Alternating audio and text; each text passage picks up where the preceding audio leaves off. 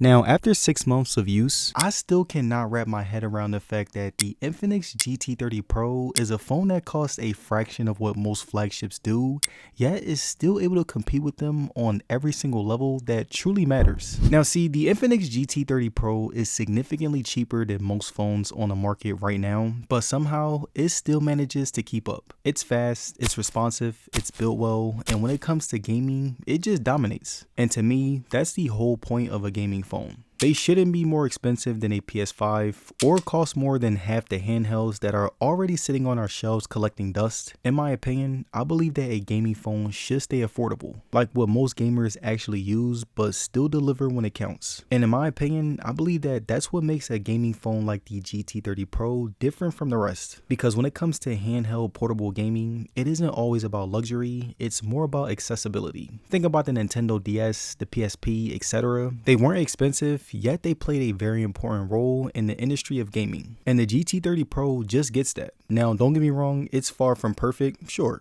but it knows exactly what it's built for, and it excels at it with zero excuses. It doesn't try to be a camera king or a flagship killer, it just focuses on what it's meant to do, and it nails it perfectly. So in this video, we're taking a look at the Infinix GT30 Pro after 3 months of use, how it's held up, what's changed, what's improved, and most importantly, does it still deserve to be called the best budget gaming phone that you can buy right now? Now, before I start, not every device is perfect, and the Infinix GT30 Pro is no exception. Even though I've had a pretty solid experience overall, there are still a couple of things that I want to talk about after 3 months of use. And the first thing is the random app crashes. Now, it's not just in games, which is the funny part, but in regular apps like TikTok or Instagram. Every once in a while, I'll be scrolling, replying to comments, or watching a video, and the app just shuts down. It's not frequent enough to really ruin my day, and a quick restart always fixes it, but it is something that's worth mentioning because you only notice these small issues once you've lived with the phone for months. And the second thing that really bothered me is software support. Now, you're only getting 2 major Android updates with this phone, and I understand why. Infinix had to sacrifice longer support to keep the price low, but it's still something that I think about till this day. One of the biggest perks of the Android ecosystem is that you have companies like Google and Samsung that now give you up to 7 years of updates, which in turn means that you get 7 years of new features, new security patches, and a peace of mind. But with the GT30 Pro, you're only getting 2,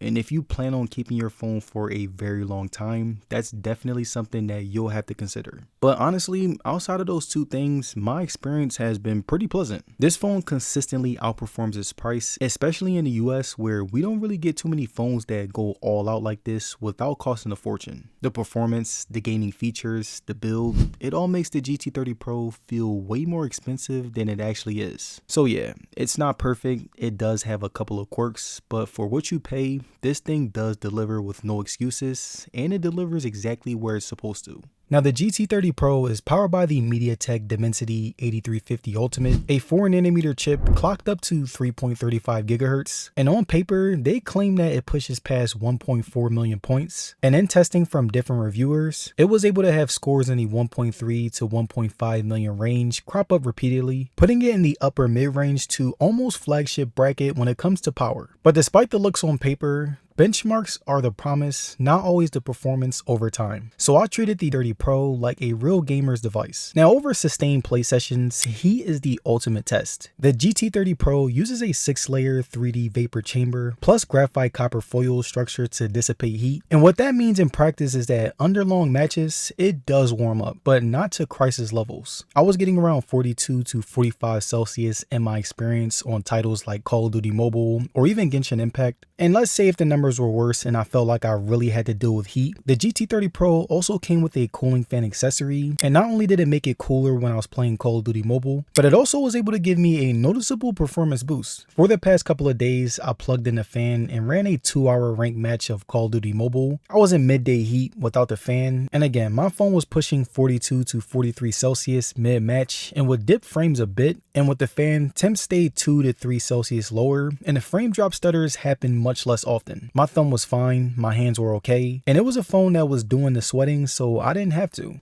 and that was something that I noticed with the GT30 Pro compared to other phones in its price range. Not only did it already have great airflow, but it had extra airflow on top of that, plus conduction, which made for a better sustained performance. But okay, as far as numbers, what do you feel when you play? Well, for Genshin Impact on the modest setting, I averaged 50 to 60 frames per second, even on maps or open areas reliably. Under heavier zones or particle effects, dips to around 45 to 50 frames per second, but it was always able to recover very quickly. When it came to Call of Duty Mobile, I ran under extreme graphics at 60 frames per second, and it was holding very steady. I was averaging around 59 to 60 frames per second, so in my use, I saw frame drops during chaos, explosions, smoke, massive squads. Not catastrophic, but definitely noticeable. Usually, it would dip 5 to 10 frames per second before bouncing back, and the sustained part is the litmus test. And also for a fun metric, over time, I noticed the phone will cool slightly during natural pauses or loading screens, then resume. And the GT30 Pro's self-recovery is a sign that the cooling system has breathing room built in. Now, one of my favorite side experiments is loading up PS2/retro titles via emulators. Games like God of War, Madden, Jak and Dexter all ran surprisingly smoothly. On moderate settings, the phone handled full speed frames, few glitches, and never felt pushed to its limits. And this was one of the things that I really enjoyed when it came to having a gaming phone. I had the ability to choose my experience. Want to run Call of Duty at native speed? Go for it. Want to play Ratchet and Clank from your teenage years? It's there. And a high refresh rate screen also makes scrolling and menu transitions in emulators feel very silky, minimizing stutter or frame pacing issues. Now, I've lived on capacitive triggers when gaming outside. They're fast, responsive, and mapped reliably in every competitive title that I've played. It's a tactile fallback when tap controls get awkward in longer sessions or sweaty fingers. But for the days that I wanted a console-like control, I brought out my Backbone Pro, hooked it up, and it felt like a mini PlayStation Portal. And it honestly made the experience that much better. I'm not seeing any major slowdowns. The RX5 RAM plus UFS 4.0 storage foundation helps out a lot. Switching between heavy apps, between Discord, Chrome, emulators, AAA mobile games remains very snappy. Background apps stay alive longer than I expected. Transitions, multitasking, and have no lag buildup. Sometimes after a really heavy session, it might feel marginally sluggish for a minute, especially while the phone cools down and memory reorganizes, but that's expected, not really catastrophic. Now, one often underrated feature is bypass charging. And in short, when plugged in during gaming, the phone draws power directly from the charger instead of the routing through the battery. And this means less heat stress on the battery cell and more stable performance. So in practice, I play plugged in for multiple sessions with little to no throttling. The phone stayed cooler than phones that route all the power through the battery first. And it's not perfect. In very long extreme sessions, you'll see some thermal buildup, but it definitely helps. So overall, this phone has lived up to its promises. Frame consistency, thermal control, responsiveness, and accessory support all came together in ways that felt purposeful, not gimmicky, but it's not flawless. The most demanding titles or extreme sessions will stress it a little bit, dips will happen, and no device is immune to physics. What truly matters is whether you feel it's reliable enough for real play, and after 4 months, I still do. Now, if there's one thing that I didn't expect from a sub $400 gaming phone, it's how premium the display actually feels. The GT30 Pro comes with a 6.78-inch AMOLED panel, and honestly, that's where it punches way above its price. It's sharp, vibrant, and crazy smooth thanks to the 144Hz refresh rate that you don't even see on high-end flagships when in the US. Scrolling through apps, opening the app drawer, or just flickering through Twitter, everything feels effortless. But of course, the real star is gaming. The 144Hz combined with the 2160Hz touch sampling rate combo makes every tap, swipe, and trigger feel instant. And there's almost zero input delay, like your thumb and screen are in sync. You know that feeling when your aim actually lands where you meant it to? Yeah, that's what this display gives you, precision without the lag. It's not adaptive like LTPO panels, but the transitions are seamless enough that you won't really miss it. And even locked to 120Hz or 144Hz, the optimization's pretty tight. Animations never jitter, even after months of updates and background clutter. Now, when it comes to outdoors, it flames up to 4500 nits of peak brightness, and while mostly in HDR bursts, it still gets very bright outdoors. On sunny days, I can still read text and play games without squinting, which is pretty rare for a phone that's under $400. And most of the time, it sits around 1200 to 1400 nits in auto boost mode, which is plenty. Colors stay punchy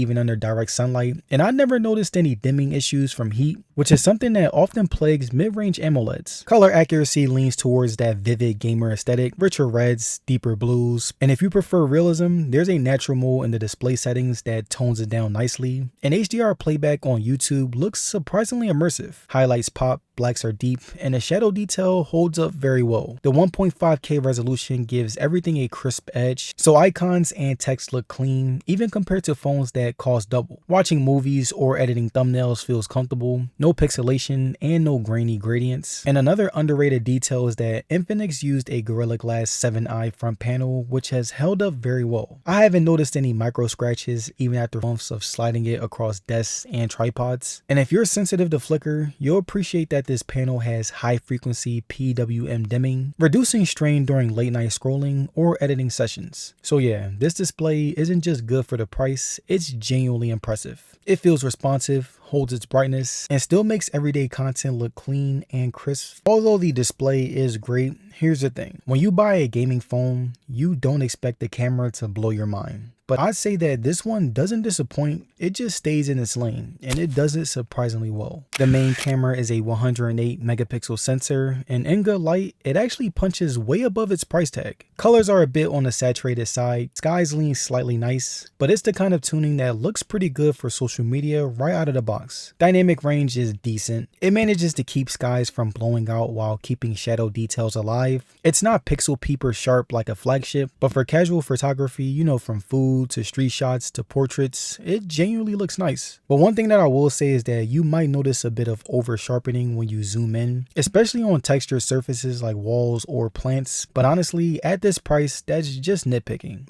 Videos cap out at 4K at 30 frames per second, and the stabilization is the main area where you feel the cost cut. But the moment that you start jogging, you'll see some shake. Colors though stay consistently with the stills, punchy and slightly warm. And audio capture from the built-in mics is solid, though it does pick up a bit of wind noise when outside. Now up front, the 13 megapixel selfie shooter gets the job done. In daylight, skin tones are fairly natural, and the HDR helps keep your face bright amongst strong backlight. Expect a bit of smoothing and softness, but again, nothing deal breaking. I kinda didn't like the color of my face, and I felt like it kinda made me look orange, but it's okay. So yeah, this isn't the phone that you buy for its camera, but definitely one that you'll not really avoid using it because of it either. For everyday creators, social posts, and occasional vlogs, it's alright. It won't blow you away, but it's also not unusable. Now, when I first unboxed the 30 Pro, I'll be honest, I wasn't expecting much from XOS 15 because historically, let's just say that the software has been, let's just say, busy. This one feels noticeably more polished and mature than I expected. Day to day, the system feels smooth.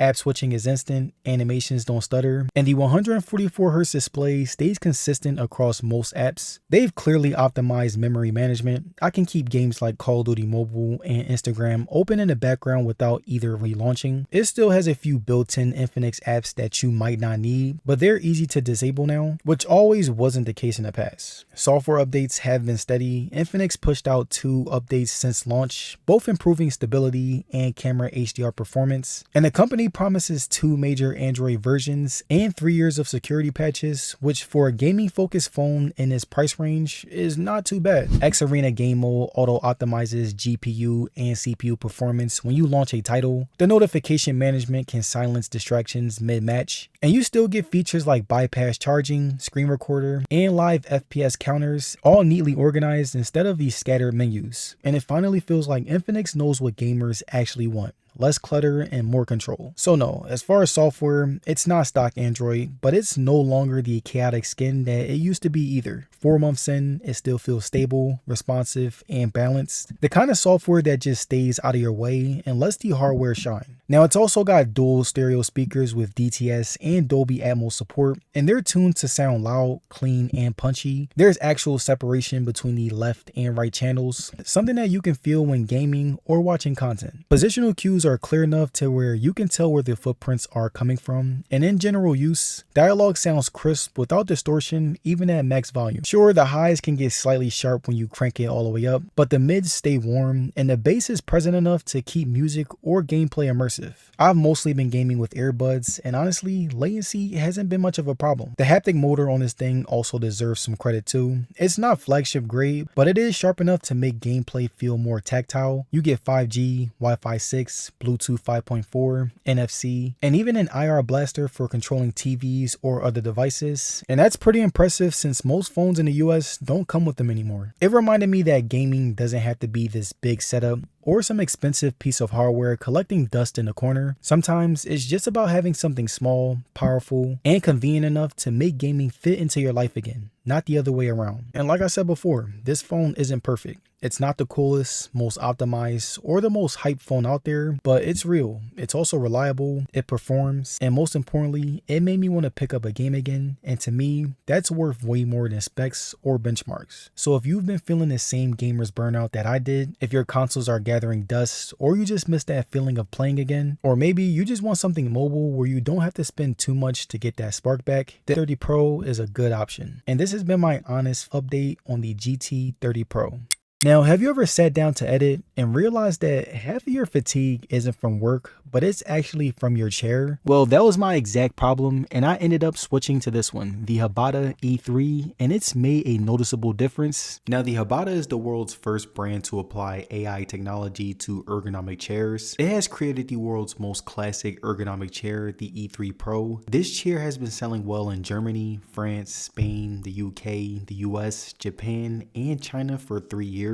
And currently, this is the ergonomic chair with the most adjustable features in the world, with as many as 22 adjustable settings. See, this thing isn't just furniture, it's engineered comfort. A full mesh build that actually breathes so you don't overheat under those studio lights. A 4D headrest that moves with your posture. 6D armrests that adjust literally every way you need them to. Up, down, forward, tilt, you name it. And a seat depth slider that adapts to your leg length, so no more pressure points during long edit sessions. And when I'm done recording, I just lean back up to 135 degrees and it's smooth, silent, and balanced. And every curve is designed to support your back, neck, and shoulders through hours of focus. And this white and gray finish looks incredible on camera, very clean, very modern, and fits perfectly with my setup. And also the official website also offers black and pink options. So if you spend as much time at your desk as I do, you'll notice how important your supportive chair actually is. That's why I've really come to like the Habata E3 Pro. It's one of the few chairs that I've used that actually keeps up with editing, gaming, all of it. And if you sit in a chair for more than 3 hours a day, this will be the best investment to boost your productivity, especially with the lowest price of the year during the Black Friday period.